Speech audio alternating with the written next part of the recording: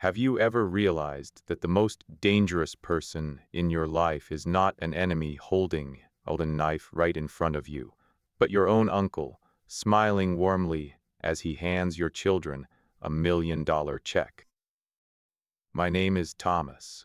I am 72 years old, and I am a retired state court judge. For my entire life, I stood behind the bench of justice, using the cold, hard letter of the law to punish the wicked. But I never could have imagined that the most brutal, most desperate trial of my entire life would happen at the very end of it. And it is not a trial in a courtroom. It is a silent war to protect my own flesh, blood from the predatory claws of my younger brother, Richard. If you found yourself in my shoes, watching your own brother slowly poison your children's minds, turning them against you just to steal a $300 million inheritance, what would you do? Would you remain silent and rely on the slow wheels of the law, or would you be willing to play a dirty, dangerous game to protect your family? Let me know in the comments below. And make sure to hit that follow button, because I am about to show you that when a retired judge decides to take off his robes and fight, even the most ruthless predators will learn to tremble. It all began on a bitterly cold autumn day in Boston, when my father, the patriarch of our wealthy, old money New England family, passed away. Decades ago, I was the rebellious son.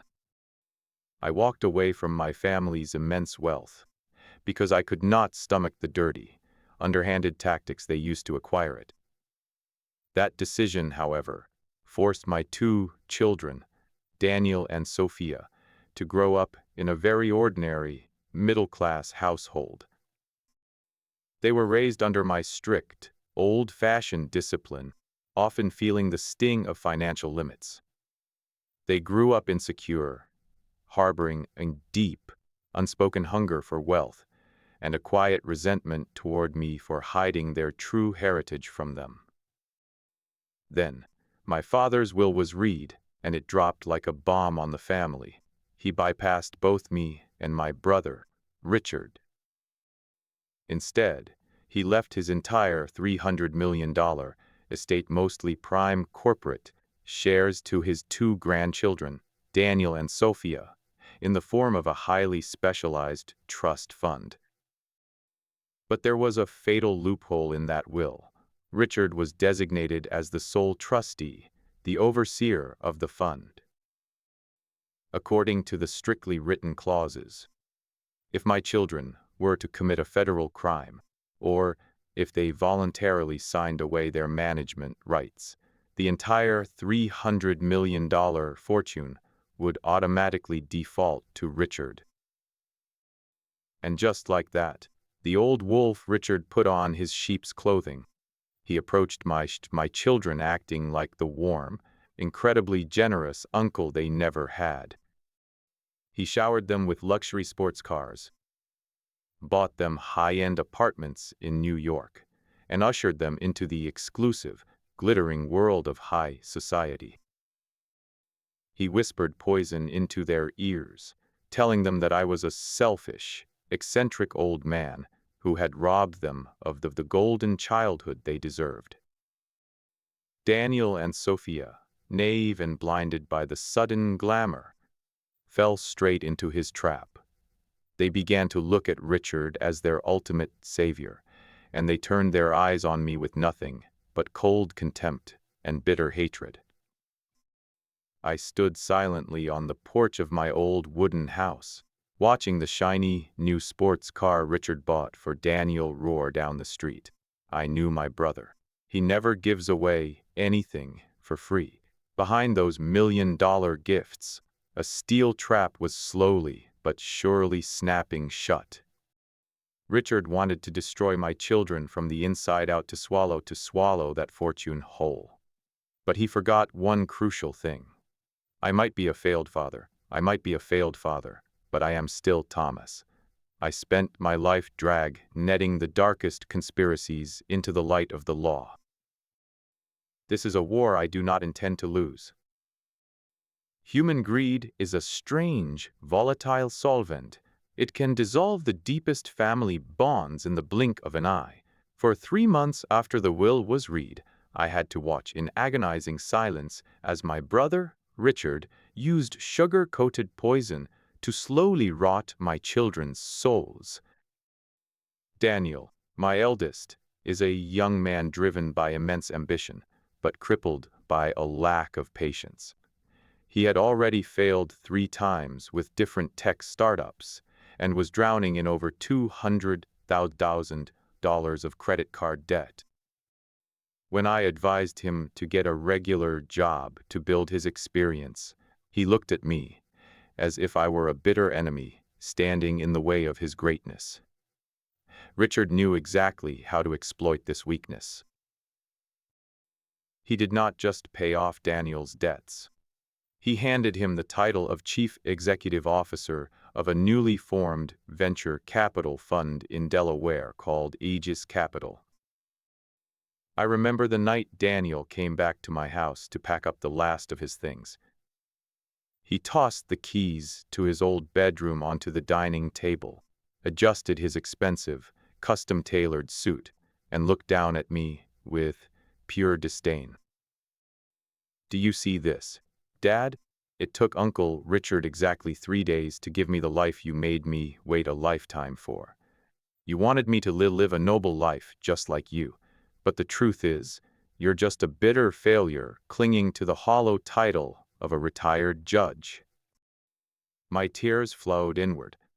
I wasn't angry at his arrogance. I was terrified for him. With 40 years of experience judging financial crimes, I took one look at the structure of the fund Richard gave to Daniel and immediately smelled the stench of a shell company designed for money laundering. Richard was turning my son into a legal shield for a massive criminal enterprise, and Daniel was too blind to see it. And then there was Sophia, my sensitive, artistic daughter who desperately craved validation. Richard fully sponsored a solo art exhibition for her at a highly prestigious gallery in Soho, New York, a place where real, hard-working artists wait decades just to get a foot in the door.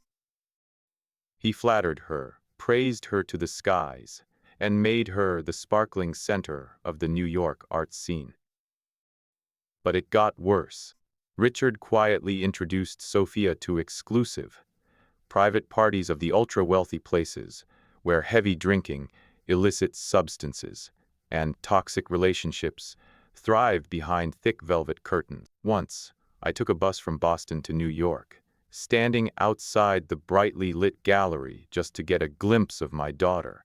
Sophia was wearing a delicate silk dress, holding a glass of champagne, laughing nervously among a crowd of hypocrites. Looking at the dark circles under her eyes and her frail, shivering shoulders, I knew she was being dragged into a downward spiral orchestrated entirely by her uncle. When I tried to push through the crowd to pull her out, Richard suddenly stepped out of the shadows.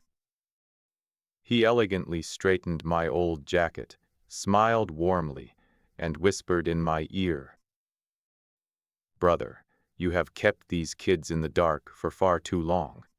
Let them enjoy the sun. Since you couldn't afford to raise them properly, let me do it." The climax of this nightmare came on a stormy night in late November. Daniel and Sophia abruptly returned to my old cottage in the suburbs of Boston. But they did not come alone. They brought a corporate attorney from our family's conglomerate, handpicked by Richard. There was no warm greeting, no embrace, and no questions about my health. On my empty wooden dining table, the lawyer placed a thick, 30-page legal document. "Sign this, Dad," Daniel demanded, his voice cold and sharp. "It's a full power of attorney." We want to transfer the trustee rights of the fund from you to Uncle Richard. He has the financial expertise to manage and grow that $300 million fortune. Having you as the trustee is only holding us back." Sophia stood right beside him, her arms crossed over her chest. She avoided looking me in the eye, but her voice was steady and defiant. "Dad, Uncle Richard promised to use the fund to open a private chain of art museums for me. If you truly love us, please just let go. Stop holding us back with your stubborn pride." I picked up the document. My hands, which had signed thousands of verdicts deciding the fates of criminals, were trembling as I flipped through the pages brought to me by my own children. With the razor-sharp mind of a former judge, I immediately spotted the hidden, highly sophisticated clauses buried deep within the text. If I signed this, Richard's trustee power would convert into permanent, irrevocable ownership of the fund the moment Daniel or Sophia encountered any legal trouble. I looked up at my children, my heart breaking. They were completely blind. They had no idea they were handing the rope to the very uncle who was waiting to hang them. "I will not sign this," I said, putting the pen down. My voice was calm but ironclad. "Daniel, the venture capital fund you are running is actually a front for a massive cross-border money laundering scheme. Richard is setting you up to take the fall when the feds eventually sweep in. And Sophia, do you think those photographs of you high on prescription drugs at those New York parties were taken for fun? Your uncle is gathering evidence to prove you are mentally incompetent, so he can legally strip away your inheritance." The living room fell into a suffocating, dead silence, but my children's reaction was not realization. It was pure, unbridled fury. "Enough!" Daniel slammed his fist onto the table, making the glasses rattle. "You are starting your paranoid old judge routine again. You're just jealous because Uncle Richard is richer than you, more successful than you. You want us to stay poor and miserable just so you can control us, don't you?" Sophia burst into tears, but they were tears of deep disappointment directed entirely at me. "You are so incredibly selfish, Dad. I hate you." They snatched the documents back from the table. Daniel pointed a finger at me, delivering the final, devastating blow. "If you don't sign this, we will sue you in court for malicious damage to our inheritance. As of tonight, you are no longer our father." The heavy wooden door slammed shut behind them, shaking the old family photos hanging on the walls. Outside, the sports car engine roared to life in the pouring rain, fading away into the dark night. I sat completely alone in the dark, empty living room. The sound of the torrential rain beating against the roof felt like heavy hammer blows against my chest. I looked at the rain leaking from the ceiling, dripping onto the floor. My family was officially broken. My children had chosen to stand with the devil. But as I reached down, my eyes caught a discarded draft of the agreement that the lawyer had accidentally left behind on the floor. I picked it up, and my eyes narrowed. A cold, quiet fire ignited in my mind. Richard thinks he has won. He thinks he can use his wealth to steal my children and push me to the brink of despair. He is dead wrong. He forgot that before I was a failed father, I was Judge Thomas, the man who sent hundreds of cunning men just like him to maximum security prisons. If Richard wants to play a dirty game, using my own flesh and blood as pawns, I will show him what the wrath of justice looks like from a father with absolutely nothing left to lose. The wooden house in the suburbs of Boston had never felt colder or emptier than it did after that stormy night. The tire tracks from my children's sports cars had been completely erased by the fresh snow, but their cruel words remained deeply embedded in my chest. I sat in my dark study, the only light coming from the faint glow of a street lamp outside the window. On the desk lay a cold cup of black coffee and the discarded legal draft. In my 40 years on the bench, I had watched countless families tear themselves apart over money. I used to despise those who let greed blind them, but I never thought I would become the victim of it. My strictness, my desperate attempts to shield my children from the corruption of my family's dynasty had backfired. In their eyes, I was a tyrant. My silence had made me an accomplice to this tragedy. But I didn't have time to grieve.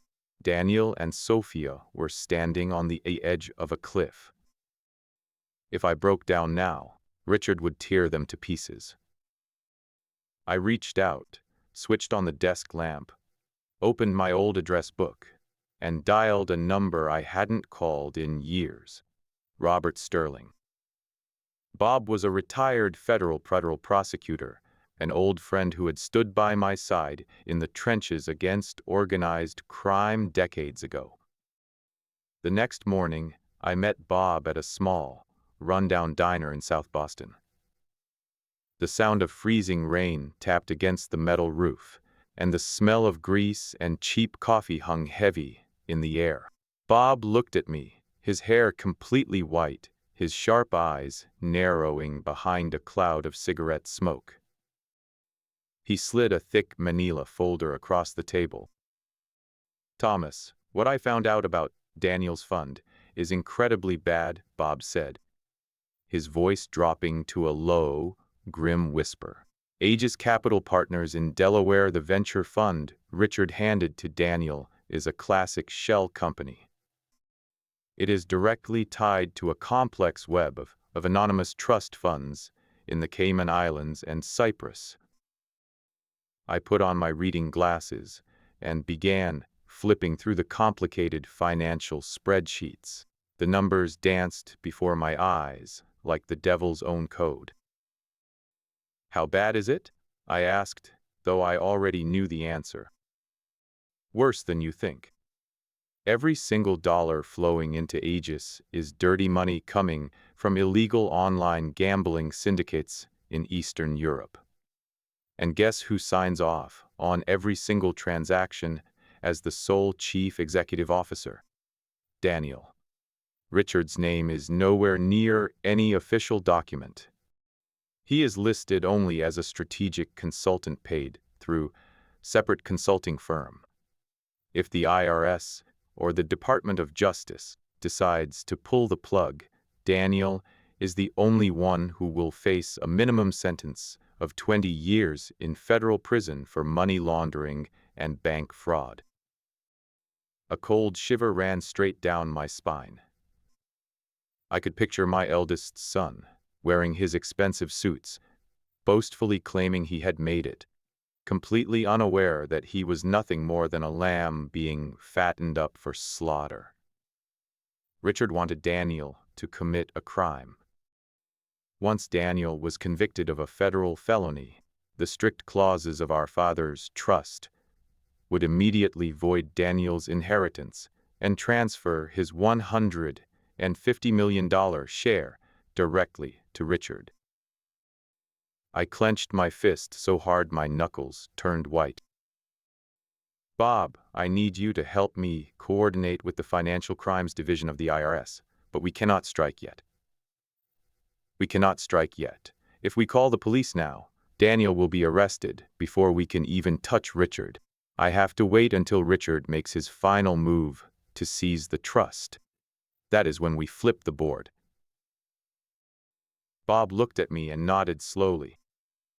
"You're playing with fire, Thomas. But if it's to save your boy, I'll keep the federal investigators at bay until you're ready to pull the trigger." I walked out of the diner, the freezing Boston wind hitting my face. The first phase of the plant. Now, I had to go to New York to find Sophia. My daughter was sinking deep into the sugar-coated illusions of Manhattan, and I had to drag her out before she was completely destroyed. New York welcomed me with freezing rain and the relentless, blinding neon lights of the Manhattan skyscrapers. The sheer luxury of the city stood in stark contrast to the quiet streets of Boston. It was exactly this glittering illusion that had bewitched my daughter, Sophia. To get close to Sophia without making her suspicious, I couldn't show up myself. After our massive fight in Boston, she viewed me as an enemy out to ruin her career. Instead, I hired Sarah Jenkins, a former private investigator who used to work for my judicial office, now running her own agency in Brooklyn. I met Sarah at a small cafe overlooking the Brooklyn Bridge.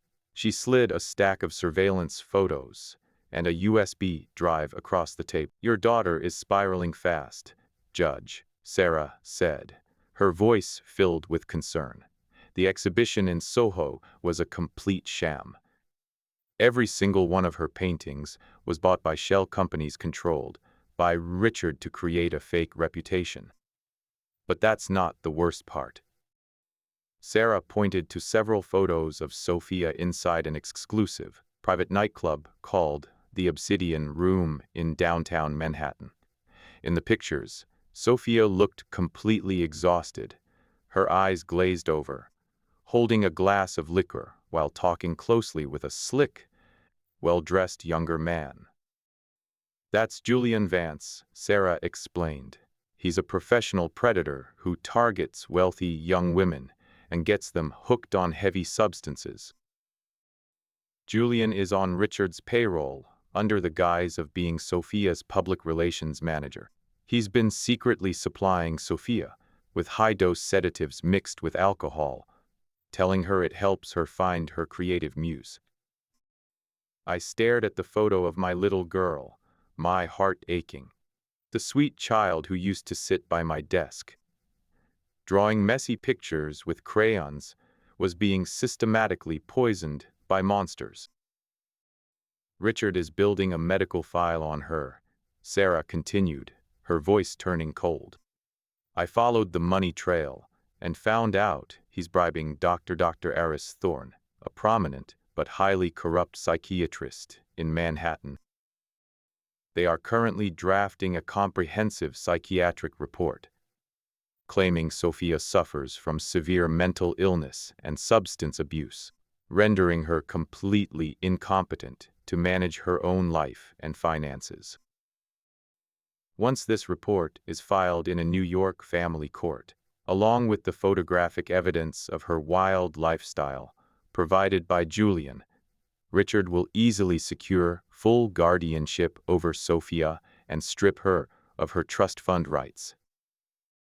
Every single piece of Richard's puzzle was now laid bare before me. He wanted Daniel in a federal prison and Sophia in a mental institution. He didn't need to kill them. He was going to use the law, the very weapon I had dedicated my entire life to serving, to destroy my children and steal our father's legacy. I took a deep breath, forcing the cold logic of a judge to override the raw pain of a father. "Sarah, can you secure the original files on Julian Vance and Dr. Thorne?" "Julian is a drug addict who loves money," Sarah replied. "If we offer him enough cash or threaten to expose his illegal dealings to the NYPD, he'll betray Richard in a heartbeat. As for Dr. Thorne, I found documents proving he previously falsified psychiatric records for other wealthy clients to help them evade taxes and win estate disputes. I'll use that to force him to talk." "Excellent," I said, my eyes staring out at the dark waters of the East River. "Gather everything. I want a bulletproof file. We are going to show Richard that his legal games are nothing but child's play to someone actually knows the law. That night, I stood outside Sophia's luxury apartment building in New York. I looked up at the brightly lit windows on the 14th floor. My daughter was up there, likely lost in a drug-induced fog and harboring a deep hatred for me. I didn't go up to see her. I knew the only way to save her now was not through useless arguments, but by utterly destroying the man pulling the strings from the shadows. When I returned to Boston, I barely had time to take off my dust-covered denim jacket before the heavy roar of an engine echoed in my driveway. A sleek, black Lincoln Navigator pulled up. Two massive bodyguards stepped out, followed by Richard. He wore an incredibly expensive cashmere overcoat, his hair perfectly slicked back, his face beaming with the arrogant confidence of a man who knew he held all the cards. Richard walked into my house without knocking. He looked around my modest living room with his usual sneer, then made himself comfortable on my worn-out leather sofa. "Well, big brother," Richard chuckled, his voice echoing in the quiet house. "You look absolutely exhausted.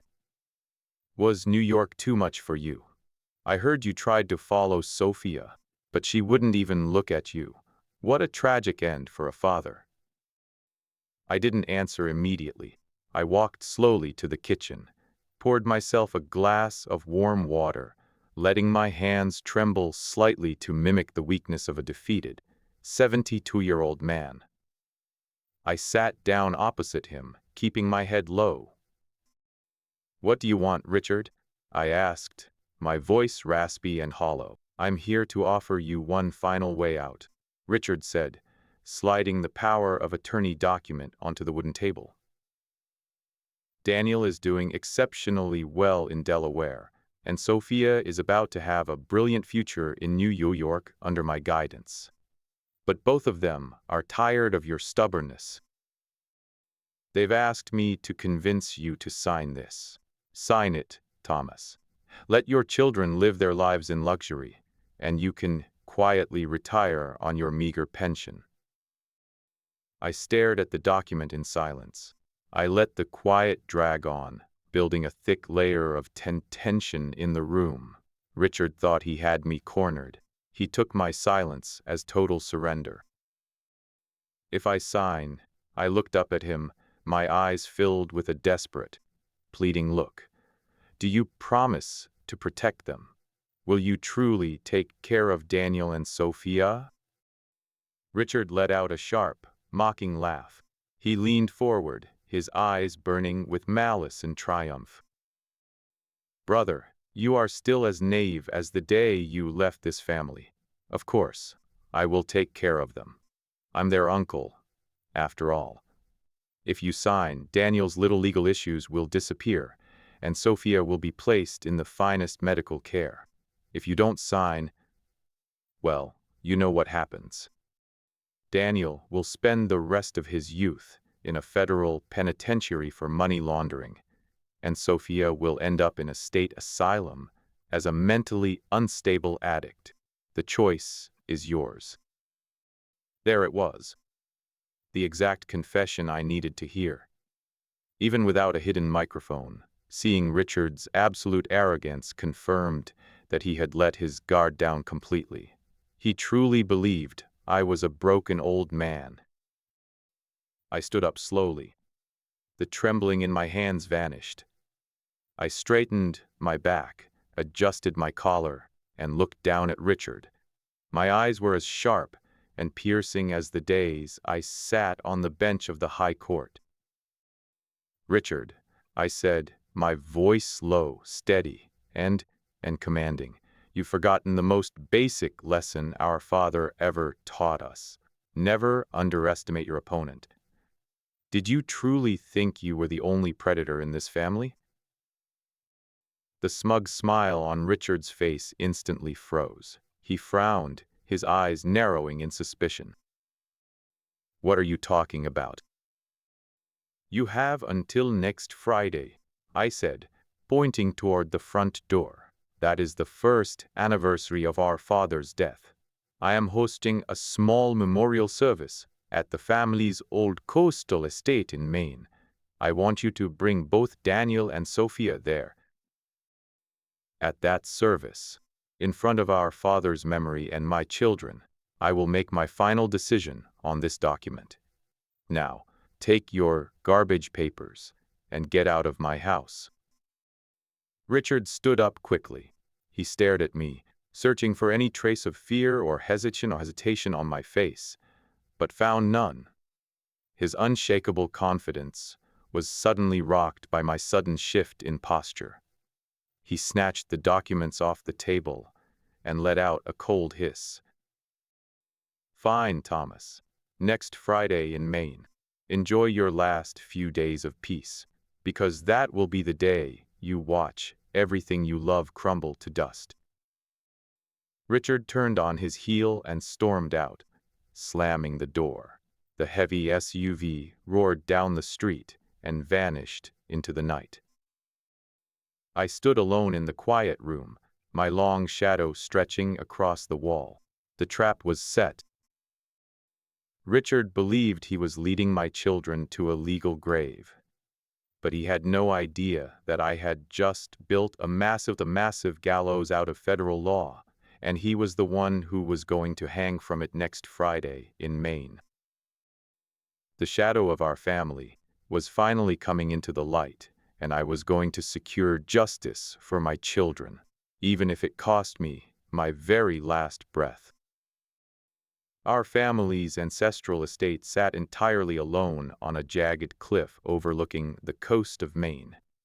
In the winter, thick, freezing fog rolled in from the Atlantic, swallowing the ancient pine trees and wrapping the gray stone walls of the mansion in a damp, ghostly chill. This place had always been the ultimate symbol of our family's immense wealth and power, but to me, it had never been a home. It was a fortress built on secrets and lies, the very place where my father lived a life of constant paranoia, and where my brother, Richard, learned to become a predator. Today was Friday, the first anniversary of my father's death. I arrived in Maine early, before the fog had even begun to clear. My old RV sat quietly parked under the shadow of the tall pines. I walked into the grand foyer of the mansion, the sound of my footsteps echoing lonely against the cold marble floors.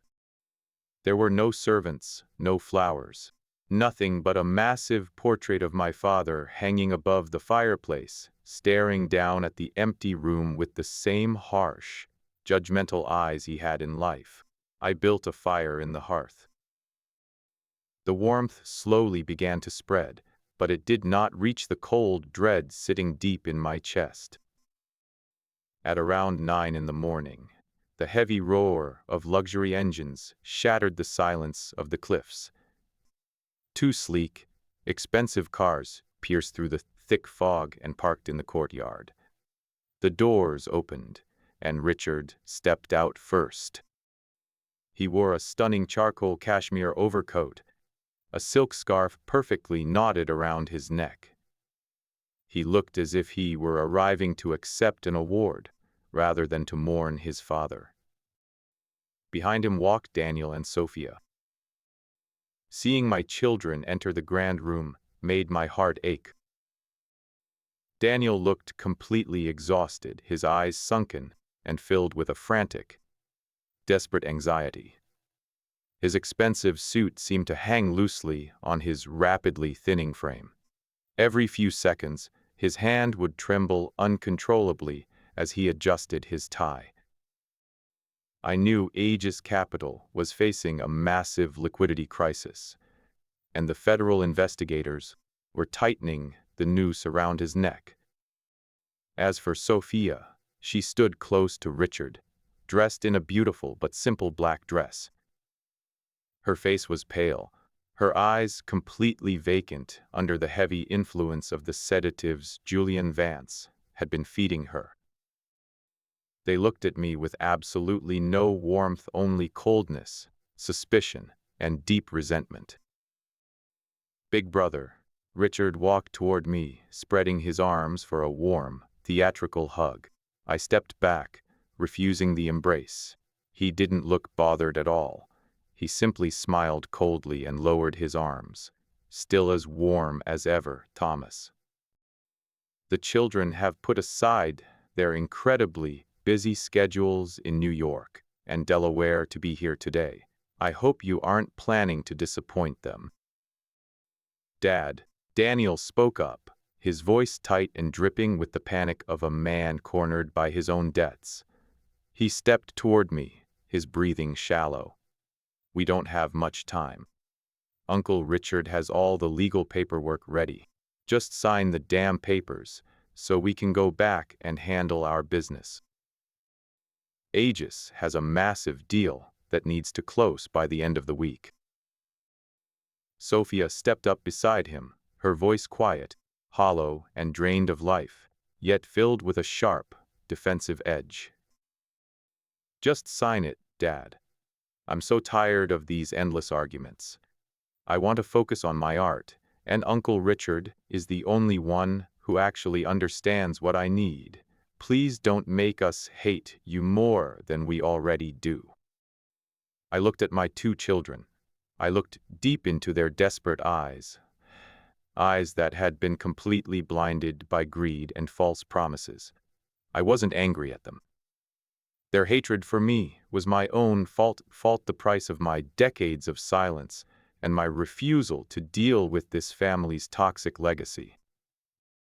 I took a slow, deep breath, walked over to the massive oak table in the center of the room, and looked at the power of attorney agreement Richard had laid out.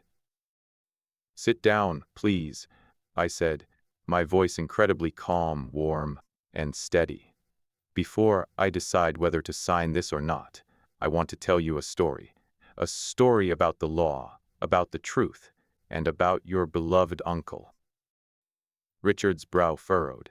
He stepped up behind Sophia, placing a hand on her shoulder as if to claim ownership of her. He let out a condescending laugh. Thomas, what kind of games are you playing now? Our time is extremely valuable. Sit down, Richard, I said, looking up at him. My eyes were no longer those of a tired old man, but of a high court judge delivering a final verdict. In our Father's house, you do not make the rules. The air in the grand hall grew incredibly thick under the heat of the roaring fireplace. Daniel and Sophia hesitated for a long moment before finally sitting down on the sofa opposite me. Richard stood with his arms crossed by the fireplace, his eyes narrowed in deep suspicion, but a confident, arrogant smirk remained on his face. I reached into my worn leather briefcase, pulled out two thick manila folders, and placed them gently on the wooden table. I slid the first folder toward Daniel. Daniel, I said, you always believed I was selfish because I didn't give you the money to start your businesses, didn't you? You thought your uncle was your savior when he handed you the keys to Aegis Capital in Delaware. Tell me, did you ever stop and ask yourself why a brilliant, ruthless financial predator like Richard would hand a multi-million-dollar fund to a kid with absolutely zero financial experience? Daniel looked uneasy. He stared at the folder in front of him, but didn't touch. Uncle Richard believes in my talent, Daniel muttered. He told me I have the natural qualities of a leader. No, Daniel, I said, opening the first page of the folder and pointing to several highlighted lines. Aegis Capital is a classic front company built to wash dirty cash for illegal online gambling rings in Eastern Europe. Every single dollar flowing through Aegis is routed through anonymous shell corporations in the Cayman Islands, and you, Daniel, are the only one who signed off on those transfers as the the chief executive officer. Richard's name is on absolutely nothing. He only receives clean consulting fees through a separate firm. Daniel's face drained of color, turning a ghostly white. He snatched the folder, frantically flipping through the pages. The transaction logs, the bank routing numbers, and his own signatures alongside suspicious offshore accounts stared back at him. This can't be, Uncle. Richard told me these were all legitimate venture capital investments, Daniel stammered, looking up at Richard with wide, terrified eyes. Richard remained completely still, casually tapping the ash of his cigarette into the fireplace. Thomas, do you honestly expect them to believe these forged documents? This trick is pathetic, even for you. These documents were secured by Robert Sterling, former federal prosecutor, and specialized investigators from the IRS, I said, cutting him off with ice-cold precision. The federal case against Aegis Capital is already complete. Daniel, if you sign this transfer of trustee rights today, Richard is prepared to immediately turn over files on your financial mismanagement to the federal authorities. You will be arrested and face a minimum of 20 years in prison. And according to Clause 4 of your grandfather's trust, the moment a beneficiary is convicted of a federal felony, their share is forfeited and transferred directly to the remaining trustee, which is Richard. Daniel collapsed backward into the sofa, the folder slipping from his hands and scattering across the marble floor. He looked at the uncle he had worshipped as a god, only to find a monster smiling back at him, waiting for him to walk into the trap. I turned my eyes to Sophia, who was staring at her brother in absolute horror. I pushed the second folder toward her. Sophia, what about you? Do you truly believe your uncle loves your art? Do you think that exhibition in Soho was a testament to your talent? I opened the folder, revealing photos of her looking semi-conscious in nightclubs and medical records bearing a doctor's signature. Every single painting of yours was bought by companies owned by Richard to create a fake reputation. But his real goal was to have Julian Vance introduce you to high-strength sedatives, turning you into a drug-dependent wreck. Sophia trembled violently as she looked at the photos of herself in various states of drug-induced stupor. She covered her mouth, tears streaming down her face. And this, I pointed to a medical report. This is a completed psychiatric evaluation signed by Dr. Eris Thorne, declaring you mentally incompetent and suffering from severe substance-induced psychosis. Richard has already prepared the petition to file in a New York family court this coming Monday. The moment a judge rules you incompetent, Richard, as your legal guardian, will seize absolute control of your $150 million share of the trust. The grand room fell into a horrifying, dead silence, broken only by Sophia's quiet, devastated sobbing and Daniel's panicked, shallow breathing. Richard's perfect play had been completely exposed. The arrogant smirk on Richard's face finally vanished. His eyes darkened, and his features twisted into the vicious, predatory snarl of a cornered beast. He stepped up to the table, slamming both hands down, leaning in close to my face.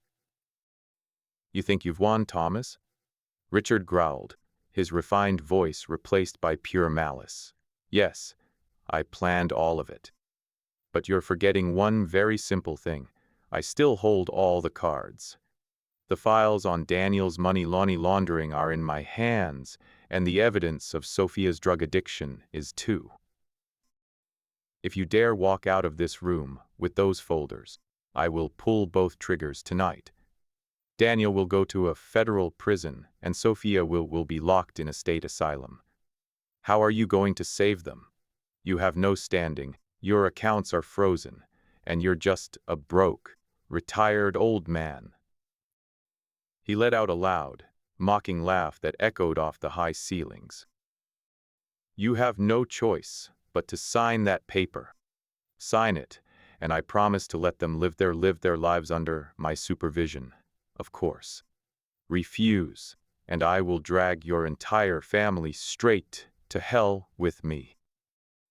Daniel and Sophia looked at me, their eyes filled with absolute terror, regret, and silent pleas for help.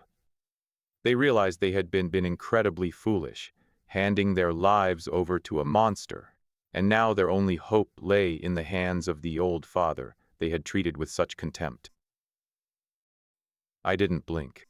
I took off my glasses, placed them slowly on the table, and looked my brother dead in the eye with the calm, unshakable authority of a judge preparing to pass a life sentence. Richard, I said, my voice echoing clear and powerful through the hall. Did you truly forget who I am? I spent 40 years putting men far smarter and far more ruthless than you into federal penitentiaries. Did you honestly think I would walk into this room to negotiate with you empty-handed?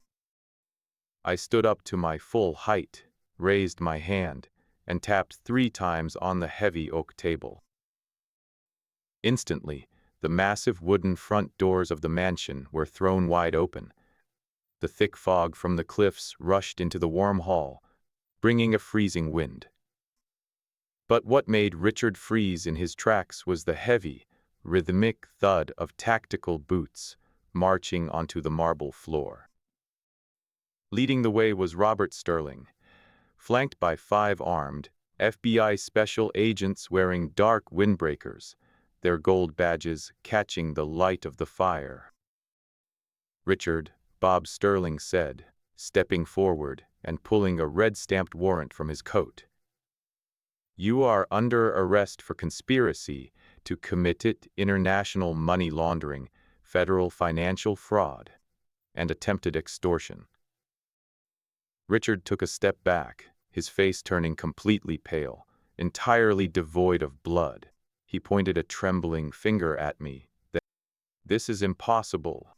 Daniel signed all the papers. I have no legal connection to Aegis. We secured full, signed confessions from Julian Vance and Dr. Eris Thorne last night, Bob said coldly. And more importantly, Daniel and Sophia have been granted special federal witness protection under the authorization of former Judge Thomas. They are legally classified as victims of manipulation and coercion. The only one facing the full weight of the law today, Richard, is you. 2 federal agents stepped forward, quickly grabbing Richard's arms and locking his wrists in cold, heavy steel handcuffs. The elegant, high society millionaire of our family dynasty looked utterly pathetic and broken as he was marched out of the grand hall and into the freezing fog. Right before he disappeared into the white mist, he turned back to look at me, his eyes burning with pure, unadulterated hatred. Thomas, you have destroyed this family. No, Richard, I replied, my voice quiet but firm. I am saving what is left of it. Our father was wrong to build this kingdom on lies, and today I am ending it. The heavy doors shut, and the distant wail of police sirens slowly faded into the sound of the ocean waves crashing against the cliffs of Maine. Silence returned to the room. Daniel and Sophia stood frozen amidst the shattered ruins of their wealthy illusions. They looked at me, their shoulders shaking, tears of deep regret streaming down their faces. Dad, I am so sorry, Daniel choked out, falling to his knees on the cold marble. burying his face in his hands, sobbing like a child. I was so stupid. I said such horrible things to you.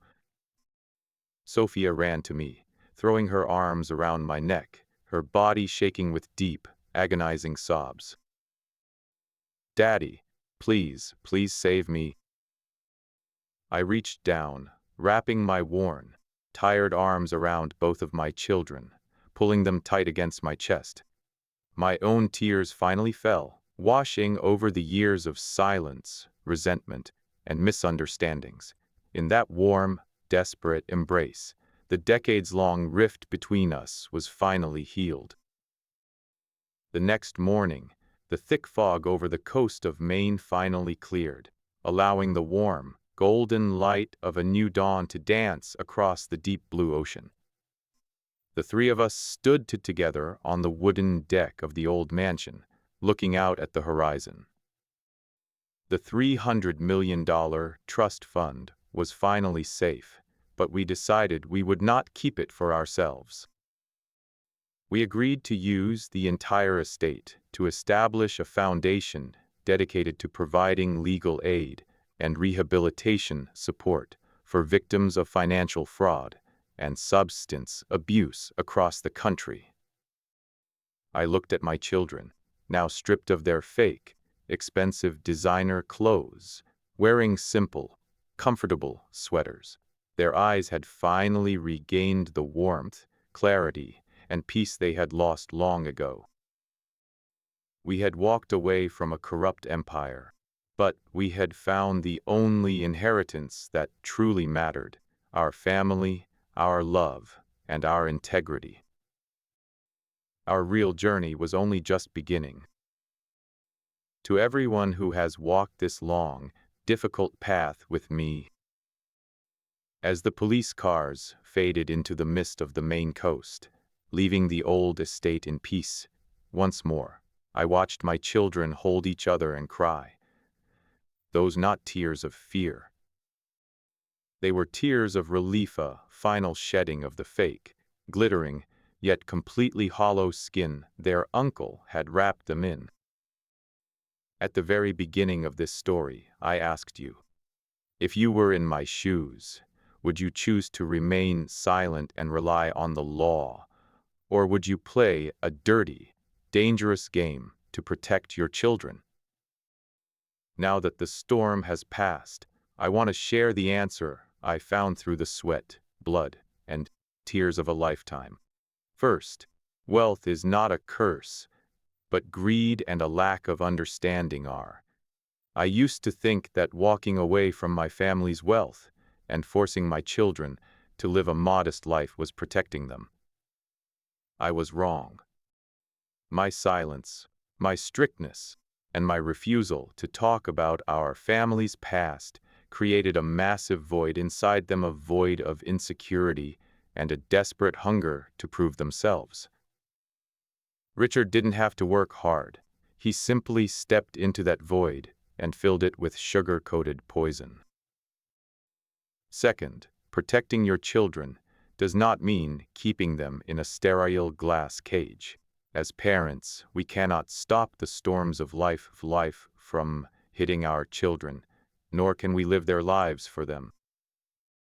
The only thing we can do is build their character so they can stand strong and always keep our arms wide open, ready to catch them when they fall. Third, a father's greatest strength is not his power or his wealth, but his empathy and forgiveness. If I had treated Daniel and Sophia with the cold judgment of a courtroom when they failed, I would have lost them forever. I saved them not with cold legal files, but by having the courage to admit my own past failures as a father, and by holding them tight when they were at their lowest. My friends, the world out there can be incredibly cruel, and sometimes the people who want to hurt your children the most wear the faces of those you trust. But believe me, no amount of darkness, no sophisticated financial trap can ever defeat a family that is willing to face the truth, bound together by unconditional love. Hold your children close tonight. Listen to their pain, their hopes, and their fears before it is too late. Thank you for listening to my story. Keep your head high, and always hold on to your integrity because it is the only priceless inheritance that absolutely no one can ever steal from you.